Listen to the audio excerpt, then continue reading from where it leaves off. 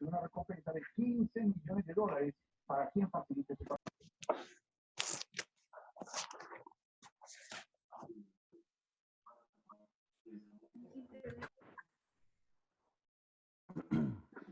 También hay acusación de recompensa contra violador y otros miembros de la cúpula chavista.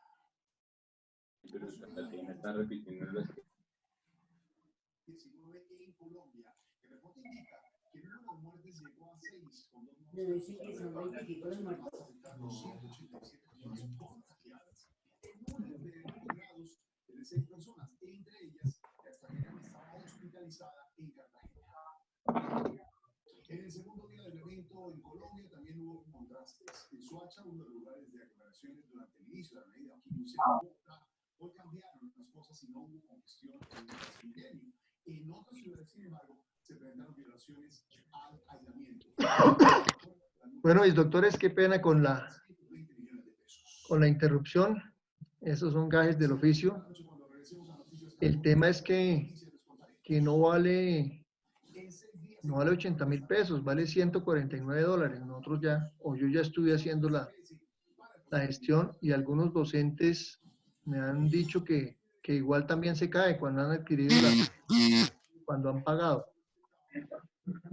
Bueno, vamos a hacer el mismo ejercicio. Por favor, apagamos los videos y los micrófonos. Estuvo bueno el apunte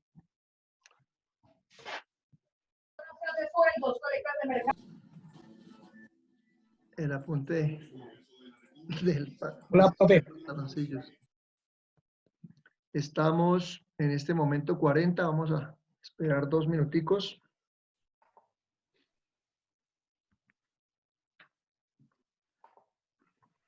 Aquí está el esfero, no lo he vendido todavía.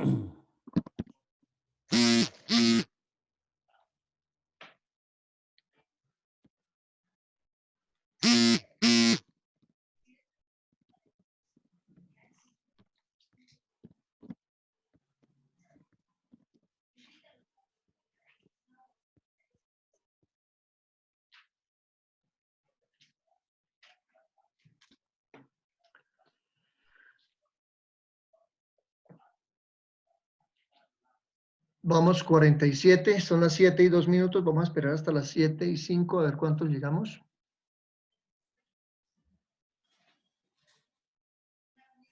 Apaguemos los micrófonos, por favor.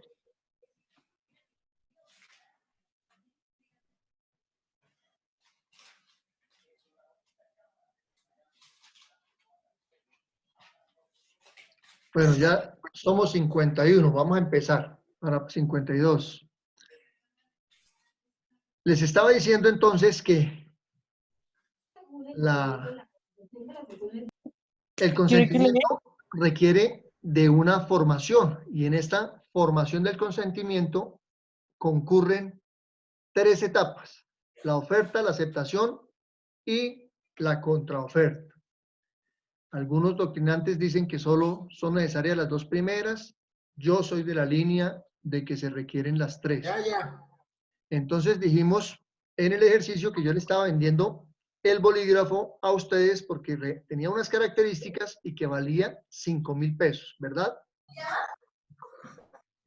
Vino el señor Pedro Picapiedra y me manifestó que tenía la intención de aceptar la oferta. Por favor, apaguemos los micrófonos.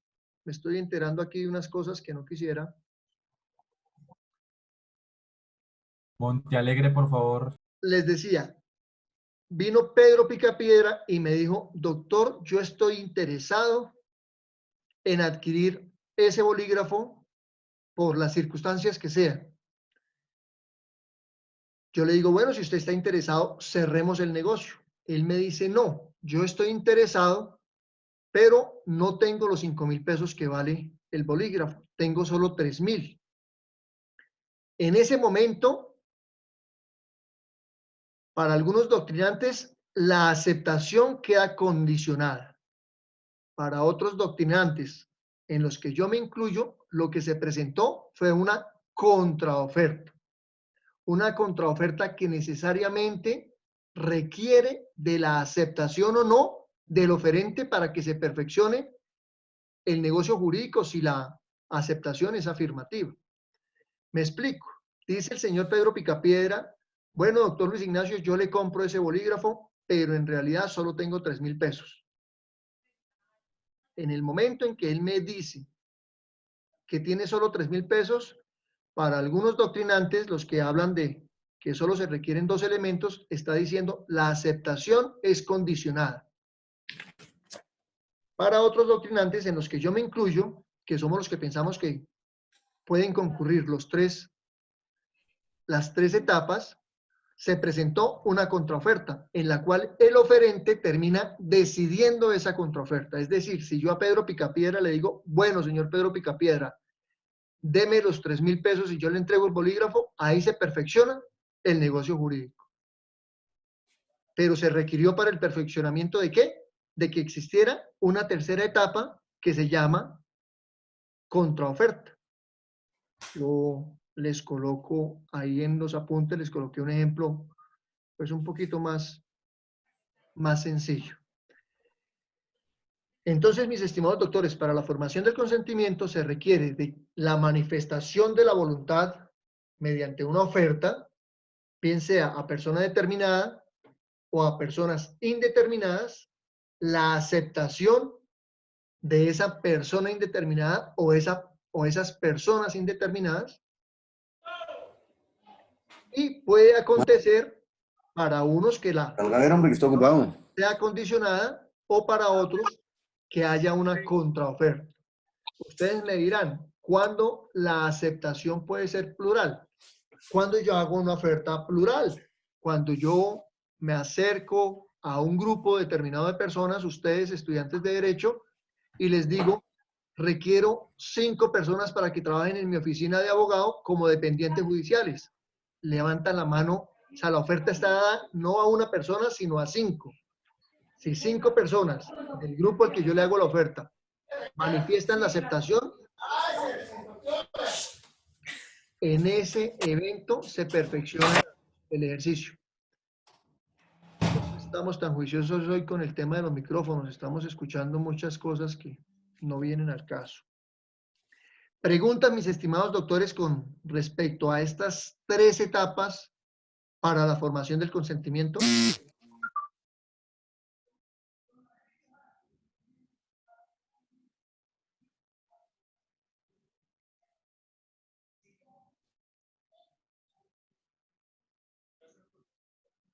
Aquí pregunta, Belisario me dice que si se vuelve una promesa de contratar. No, es la manifestación de la voluntad, ahí no hay promesa. En su momento vamos a analizar la promesa de compraventa y vamos a encontrar que la promesa de compraventa se ubica como un cuasi contrato. Miren, mis estimados doctores, cuando vamos a una gran superficie, no quiero mencionar el nombre de ninguna para no meterme en problemas de publicidad. Encontramos esos letreros grandototes que dicen,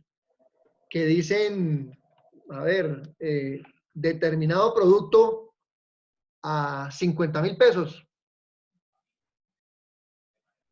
Ahí están haciendo una manifestación de la voluntad. Las canastas de pintura hoy están rebajadas a 50.000 pesos. ¿Qué está diciendo la persona jurídica de esa gran superficie? Está haciendo una manifestación de voluntad diciendo que tiene las canecas de pintura a 50.000 pesos. Los usuarios o los clientes de esa gran superficie decidirán si compran o no, si aceptan o no esa oferta. En el momento en que yo cojo mi timbo de pintura y me voy a la caja y pago los 50.000 pesos, pues en ese momento se perfeccionó el negocio jurídico, es decir, acepté la oferta.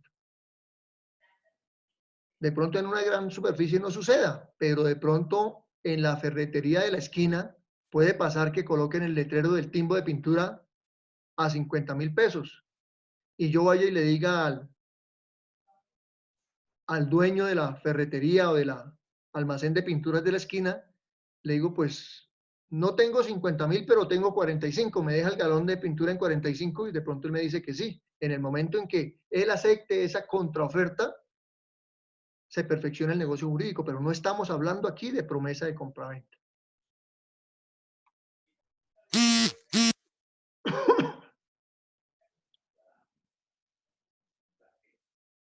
Bueno, vamos a entrar a un tema que es bien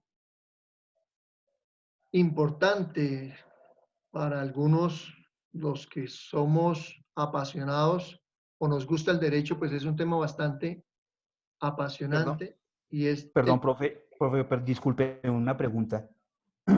señor, Esas tres etapas de formación del etapas consentimiento. tienen que darse en ese estricto orden: oferta, aceptación y contraoferta. No, Porque pues, es que, a señor, ver, porque es que escucho. le cuento un caso. En alguna oportunidad, en algún trabajo, ¿sí? Estábamos hablando X, A y B, se nos antojaría comprar una botella de vino, ¿sí? Sí, Y señor.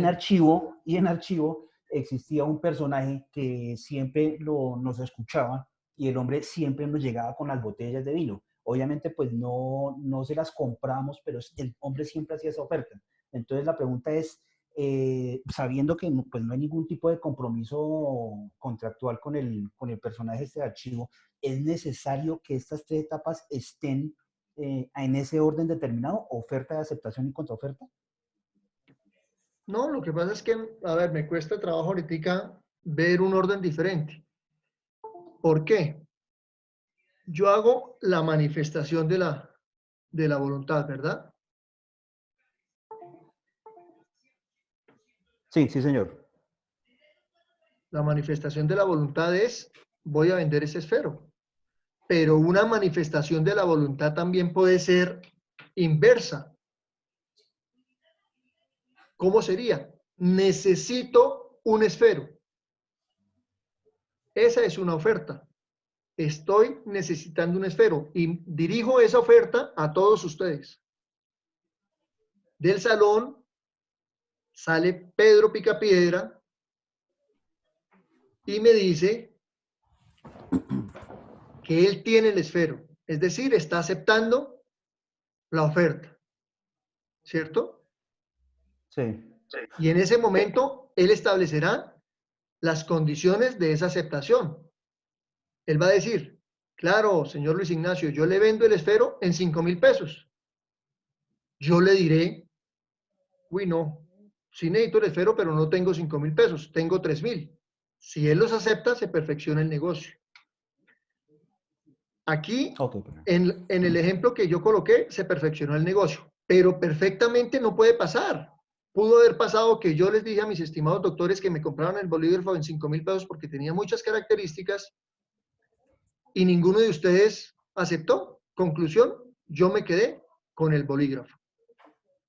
Como estamos hablando de consentimiento, yo lo que les quiero hacer ver es que exterioricé mi voluntad y se expresa la manifestación de mi voluntad de querer vender ese bolígrafo. Pero si el bolígrafo, por el contrario, permanece aquí en el bolsillo de mi camisa, todos ustedes lo podrán ver, pero ninguno de ustedes va a saber que yo tengo la intención de vender el bolígrafo, porque nunca lo exterioricé.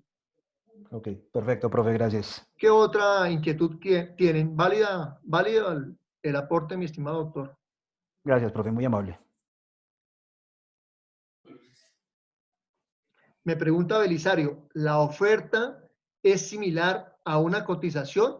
Digamos que aquí ya, mire, con la ayuda de ustedes se empieza a aclarar un poquito la inquietud que tenía el doctor anterior, creo que es el doctor Laverde. ¿En qué sentido?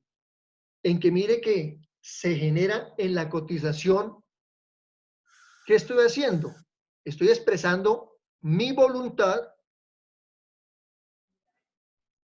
de querer, a ver, que me pinten el apartamento. Necesito que el apartamento, lo estoy viendo, las paredes deterioradas y necesito que lo pinten.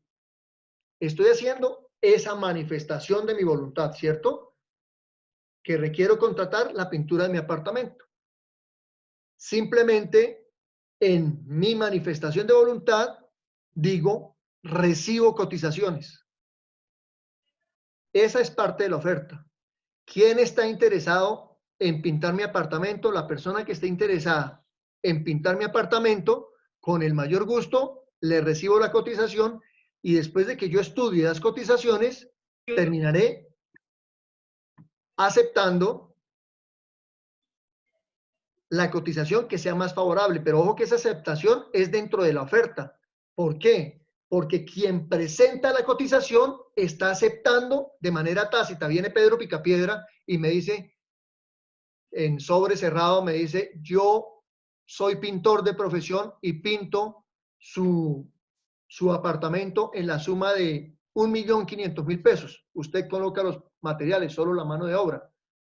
En ese momento, en el momento en que yo llame a Pedro Picapiedra, yo entiendo que Pedro Picapiedra ya aceptó esa oferta por 1.500.000 de pesos la mano de obra. Igual yo podría contraofertar, ¿no? Yo podría decirle, mire, señor Pedro Picapiedra, recibí su cotización, pero a mí me han dicho que usted es muy buen pintor, pero las otras cotizaciones están muy por debajo de su pretensión. Yo con mucho gusto lo contrato si usted le baja la mano de obra a 1.000.000 de pesos. Si Pedro Picapiedra acepta la contraoferta, en ese evento se perfecciona el negocio jurídico. En el evento en que ustedes sigan analizando, se van a dar cuenta, yo les decía que el consentimiento está inherente en todos los actos que nosotros hacemos. Hay unos consentimientos tácitos, ¿cierto? Pensemos en el transporte urbano o en el taxi, en el taxi público, los amarillitos. Yo salgo a la calle, bueno, cuando se podía. Salgo a la calle, estiro mi mano, le hago la señal a un taxi que viene. Con ese acto de estirar la mano, yo le estoy proponiendo, le estoy haciendo una oferta a ese conductor de taxi de realizar un contrato de transporte, ¿cierto? Con ese solo acto de estirar la mano. Cuando el taxi se detiene, yo entiendo que está aceptando la oferta. Cuando me subo al taxi y le digo que me lleve a determinado lugar, me lleve a las instalaciones de la Universitaria de Colombia, en ese momento se perfecciona el contrato. Luego viene la realización o la etapa de realización del contrato, que es mientras el carro hace el recorrido y cuando finaliza y me ubica en la sede de la Universitaria de Colombia, la 7ª con 36, en ese momento el conductor me dice, el valor de la carrera es tanto, yo le cancelo y ahí finiquita esa relación contractual, un contrato de transporte. Pero sí se dan cuenta que la oferta muchas veces puede ser no verbal, puede ser tácita.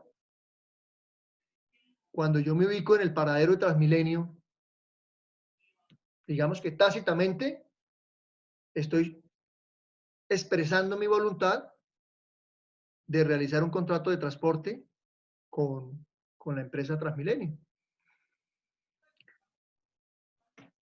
Bueno, mis estimados doctores, queda claro entonces esas 3 etapas en la formación del consentimiento, ¿no? La oferta, la aceptación, para muchos esas 2. Es bueno que ustedes conozcan la tercera opción, que es la contraoferta. Vamos a entrar a un tema que les decía yo que es bastante apasionante, mis estimados doctores, y del cual yo quiero que lean la sentencia, analicen los apuntes que les envié y lean el código. Vamos a entrar al tema de los vicios del consentimiento. Los vicios del consentimiento son 3. Están establecidos o están indicados en el artículo 1508 del Código Civil colombiano. Y decimos que los vicios que puede adolecer el consentimiento son el error, la fuerza y el dolo. Doctores, de por Dios, no se me vayan a confundir. Estamos hablando de los requisitos esenciales de los contratos. Capacidad, consentimiento, objeto lícito, causa lícita, forma y solemnidades. Ayer vimos la capacidad. Hoy estamos viendo el segundo requisito, que es el consentimiento. El consentimiento para su formación requiere de 3 etapas: la oferta, la aceptación y la contraoferta. Ahora entramos dentro de ese segundo elemento esencial, que es el consentimiento. Entramos a mirar unos vicios de que adolece ese consentimiento que están establecidos en el artículo 1508 del Código de Policía, del Código Civil colombiano, que son el error, la fuerza y el dolo. Entonces, para quienes van haciendo el cuadrito, no se me vayan a confundir con las etapas de la formación del consentimiento. Aquí ya estamos hablando de un tema diferente. Digamos que ya aquí el consentimiento está formado, ya está claro, ya se manifestó, pero puede suceder que adolezca de estas 3 situaciones que vamos a entrar a estudiar. Y es que el consentimiento esté viciado por error, por fuerza o por dolo. Y vamos a iniciar el estudio del error.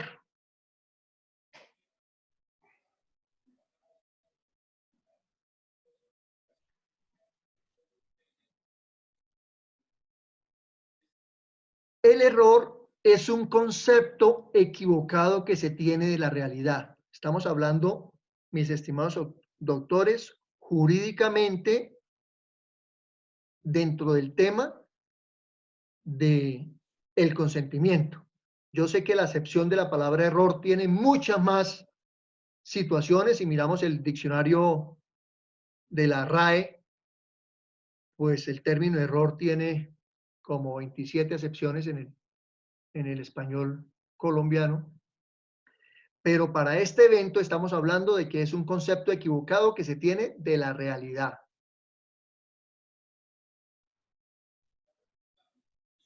¿Cuándo hay error? Cuando yo creo que una determinada cosa tiene unas cualidades especiales y en realidad no las tiene. Yo le puedo decir a ustedes, mis estimados doctores, que les hago la oferta de este bolígrafo. Bueno, de pronto no tengo a mano aquí algo diferente para hacerme más didáctico. Les hago la oferta de este bolígrafo y les digo que este bolígrafo vale 3.500.000 pesos. Ustedes dirán, uy, ¿cómo va a valer un bolígrafo 3.500.000 pesos? ¿Por qué, doctor Luis Ignacio, vale 3.500.000? Entonces yo les digo, no, porque el material con que está hecho es un material supremamente costoso. Mire que no les dije más. Ya le doy la palabra aquí a la persona que me levantó la mano. Moto 6 levantó la mano. Ya le doy la palabra. O cuénteme, a ver, Moto 6. Doctor, buenas noches. Moto 6, William Cifuentes. William, ¿cómo estás? Bien, sí, señor. Ese error de pronto lo podríamos comparar o asimilar a alguna falacia. ¿Tendría algo que ver? ¿No? No, las falacias es un concepto filosófico diferente, pero en el fondo va a lo mismo, porque la falacia lo que hace es inducir a un error. Hay a un error para de pronto llegar a alguna conclusión para generar de pronto un contrato, sí, engañando a la persona. Hay falacias, digamos, lo que pasa es que el concepto, ustedes van a ver el concepto de falacias cuando vean su filosofía del derecho y se van a dar cuenta que... Sí, no, ya la vimos, doctor, ya la vimos. No es por ahí. Vale, doctor. Les decía, vale 3,5 millones porque el material con que está hecho este bolígrafo es un material muy costoso. Entonces viene Pedro Picapiedra, que está en el auditorio, y dice, esto es inventado, no van a pensar que es de verdad. Pedro Picapiedra dice, mire, el gramo de oro vale 300.000 pesos. Ese bolígrafo puede pesar unos 40 o 50 gramos.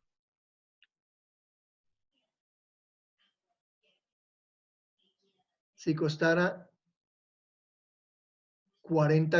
50 gramos, costaría 15 millones de pesos ese bolígrafo. Y me lo están vendiendo en 3,5 millones, lo compro. Entonces, mire el error en que está incurriendo Pedro Picapiedra. Yo en mi oferta dije que estaba hecho de un material muy valioso, pero yo no dije cuál. Él está asumiendo que el bolígrafo es de oro blanco. Mire la punta aquí. Y aquí la esta. Entonces, él se hace a la idea de que va a ser un buen negocio porque yo lo estoy vendiendo en 3,5 millones y él es un conocedor del valor de oro y bueno, él tendrá sus razones para aceptar esa oferta, pero mire que está incurriendo en un error porque él cree en unas características o él tiene mejor un concepto equivocado de la realidad. No vayamos a ir a especular que lo estoy estafando, etcétera, etcétera. Sucede mucho, por ejemplo, en el tema de los carros, sobre todo en los carros que se compran de segunda mano. ¿Y por qué no? Algunas veces en los carros nuevos, que uno cree que tiene determinadas características y por eso paga una cantidad de dinero superior a la media del mercado y resulta que cuando lo tiene en su poder, uno se da cuenta que ese vehículo puede ser bueno en determinadas situaciones, pero adolece de ciertas características que pueden tener otros vehículos. Es decir, tengo un concepto equivocado. Alguna vez, es que no me gustan las clases y sobre todo cuando son grabadas, no me gusta mencionar marcas ni nada de eso porque me puedo meter en inconvenientes, pero pensemos que el carro marca Rolls rojito es el mejor carro del mundo y yo por eso pago un dineral. Y resulta que ese Rolls rojito resultó ser un carro común y corriente, que no me presta o no me genera ningún tipo de atributo, salvo la marca allá adelante en la punta, que dice Rolls rojito, pero veo que inclusive los carros de mis amigos que son de mucho menor valor, en determinadas circunstancias se comportan mejor que mi Rolls rojito. Y yo pensé que comprando un Rolls rojito tenía el mejor carro del mundo, porque era el más costoso. Es decir, tenía un concepto equivocado de la realidad. O muchas veces pasa, mire, el tema de algunos vehículos que se han adquirido por su forma de combustible, ahora que estamos en el tema de los gases o del medio ambiente. Entonces, que consumen un combustible que no es dañino con el medio ambiente, pero resulta que por la topografía de Bogotá, cuando se llevan a determinadas zonas, la zona sur occidental, que es montañosa, me refiero al sector de Ciudad Bolívar, la zona nororiental, los cerros allá por el lado de Usaquén, o toda la zona oriental de Bogotá, resulta que los carros no tienen el comportamiento deseado. Muchas veces he conocido situaciones donde ni siquiera se pueden llevar por allá porque el combustible y las características de esos vehículos no, no sirven para la topografía que hay en esos sectores por las subidas tan pendientes y tan prolongadas. Es decir, ahí hubo un concepto equivocado, un error. Doctor, una pregunta. A ver, cuénteme. Gracias, doctor, muy amable, Rodrigo Marín. A ver, Hablando, Rodrigo. hablando de ese tema que se está tratando allí, el tema del error, ¿podemos decir que un vicio oculto induce al error o es al contrario, el error induce al vicio oculto? Lo que pasa es que los vicios ocultos, si lo tomamos desde una posición plana, no, si están induciendo de manera intencional a incurrir en el error, pues estamos hablando de un vicio del consentimiento que más adelante lo vamos a analizar, ¿cierto? Que es el dolo.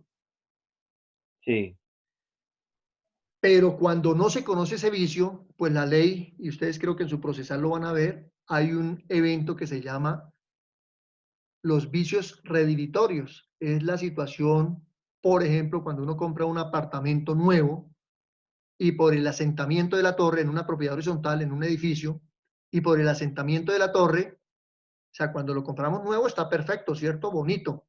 Y por el asentamiento de la torre, por el transcurso del tiempo, pues empieza a gretear, empieza a presentar algunas situaciones que no se veían cuando yo lo compré. En ese evento necesariamente el vendedor tendrá que entrar a su saneamiento por una figura que en derecho civil se llama vicios redimitorios, que creo que la van a ver en su procesal civil. ¿Listo? no, y Y en el si lo, ejemplo, perdón, mi doctor Marín, y si lo vemos desde el otro lado, es decir, que yo oculto, yo como vendedor de este bolígrafo, oculto los vicios, por ejemplo, que no escribe, que no tiene mina, solo vendo el caparazón, pues estoy incurriendo y soy consciente de eso, que estoy haciendo la oferta, pero ocultando los vicios, pues en ese momento estoy incurriendo en otro vicio del consentimiento que más adelante lo vamos a ver, que es que lo podemos configurar por esa intencionalidad como el dolo. ¿Listo? Adolfo.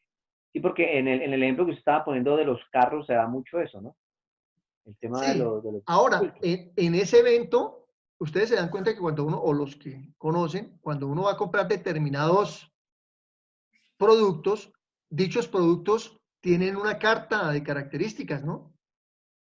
Entonces, si yo compro un vehículo con un motor de 1000 centímetros cúbicos, no puedo pretender que de 1 a 10 segundos su velocidad sea de 0 a 100 kilómetros en 10 segundos, como lo hacen otros carros de motores mucho más poderosos.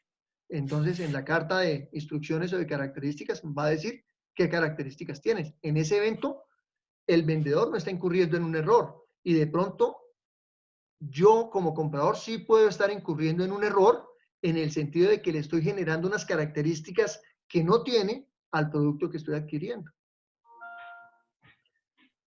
Listo, mis doctores, vamos a afanarnos un poquito porque ya ustedes deben estar cansaditos a pesar de que tuvimos un break ahí que me hicieron reír. El error puede ser de hecho o de derecho. Es de hecho cuando la ignorancia, en razón de la ignorancia, se genera el concepto equivocado. Cuando yo no sé de un tema, yo no sé de carros, y me dicen, mire, compre este vehículo pequeñito, que el motor es muy económico, mire, este vehículo usted le echa 50.000 pesos de gasolina y le dura un mes, y eso puede que sea cierto, pero resulta que ese vehículo por lo pequeñito no me sube un puente, porque el motor es muy pequeño, o si me lo sube, me sube a una velocidad muy despacio, muy despacio. Eso quiere decir que yo incurrí en un error de hecho. ¿Por qué? Porque yo soy ignorante en el tema de los vehículos y concretamente de los vehículos pequeños. ¿Claros hasta ahí? Y existe un error de hecho. El error de hecho es la interpretación errada, errónea o equivocada de una norma, de un concepto jurídico, de la ley. Pero háganme un asterisco, un paréntesis ahí. El error de hecho no vicia el consentimiento, el error de derecho no vicia el consentimiento. ¿Por qué? Porque hay un aforismo jurídico del cual ustedes seguramente están acostumbrados, y es que la ignorancia de la ley no es excusa. Si yo, un error de derecho, si a mí se me presenta un vehículo doble cabina y me dicen, usted puede comprar este vehículo sin ningún tipo de problema porque este vehículo está exento de pico y placa, y esa es la razón por la cual yo lo compro, y resulta que lo saco a la calle el día que no me corresponde y preciso me colocan un comparendo. Pero mire, es que a mí la persona que me vendió el comparendo, la persona que me vendió el vehículo, me dijo que este vehículo podía transitar sin ningún problema porque es de doble cabina. El agente de tránsito... Profesor, es que está saliendo que quedan 4 minutos. Sí, ya termino. El comparendo me dicen, sí, los vehículos doble cabina efectivamente están exentos de pico y placa, pero la placa debe ser de servicio público, es decir, debe ser blanca. Y yo compré un vehículo particular, es decir, de placa amarilla. Es decir, ahí no se vicia el consentimiento porque yo tendría que haber sabido que la ley establece que quienes están exentos de pico y placa son los vehículos de servicio público. ¿Está claro? Vamos a analizar el artículo 1509 que habla del error sobre un punto de derecho. El error sobre el punto de derecho es lo que le estaba diciendo, no vicia el consentimiento. Y el artículo 1510 dice que el error de hecho vicia el consentimiento cuando recae sobre la especie de acto o contrato que se ejecuta o celebra, como si una de las partes entendiese empréstito y la otra donación, o sobre la identidad de la cosa específica que se trata, como si el contrato de venta, el vendedor entendiese vender cierta cosa determinada y el comprador entendiese vender otra diferente. Profe, una preguntita, qué pena. A ver. Los artículos 1509 y 1510 son del Código Civil, ¿cierto? Sí, señor, estamos en civil, contrato civil. Ah, bueno. Gracias, profe, muy amable. Les encargo, mis estimados doctores, que lean el artículo 1511, 1512 y mañana, con el mayor gusto, aclaramos las dudas que se les puedan estar presentando. Les decía al inicio de esta sesión que sí, yo he hecho la exploración de adquirir el paquete de Zoom, pero vale $149. Es la oferta y eso son 600. Nosotros los docentes estamos hablando con la universidad a ver qué situación, porque imaginen, nosotros nos ganamos 1.200.000 por la sesión y si nos toca pagar 600, estamos incurriendo en un error, ¿cierto? En el evento en que no logremos solucionar, pues vamos a hacer el ejercicio de empezar a eso de las 6:05, hacemos una primera sesión y luego yo cito a una segunda sesión que la hacemos a partir de las 7. Y de todas maneras no se preocupen porque yo subo los 2 links de la clase a la plataforma, así como está en la primera. Voy a intentar adquirir el paquete porque me ha gustado esta aplicación Zoom. Pero también les decía, hay compañeros docentes que están en otros cursos que adquirieron el paquete y me dice que también se cae.